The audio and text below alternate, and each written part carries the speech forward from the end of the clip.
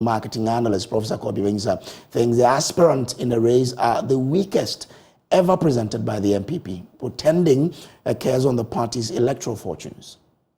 We're seeing NPP present very weak candidates to a national election like this. I mean, whichever candidate they actually choose, I don't think that they're in a pole position. I mean, let's look at what Samuel was actually saying, talking about a stable, currency. Everybody knows that this government is not meeting its debt obligation. So certainly you would have a stable currency. We have an IMF, support coming in. Majority of the expenditure, as we're seeing, is not coming from individuals, it's coming from government. Why wouldn't you have a stable currency for the past 8 months?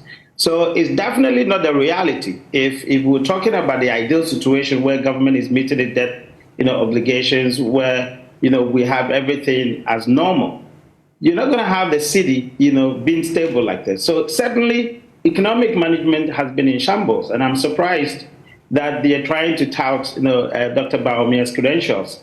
I have never heard him speak on the economy since the economy started being in tatters. I mean, let us be frank. Whenever they have spoken, they have actually attributed the situation to Ukraine and, of course, to COVID. But everybody knows that that's not the reality. That's not the truth. They have mismanaged this economy. Of course, if you look at the other candidate, Dr. Efri Akoto, nobody can tell you that that sector had never performed.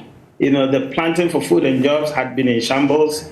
He had actually come out with a very knee-jerk strategies, carting food from the village to the city center to Accra, just a 9-day wonder, nothing happened. So I don't think that they are telling the truth. Obviously, it's their work. They're supposed to protect their candidate. But I think that this is the first time in the life of the NPP presenting very weak candidates.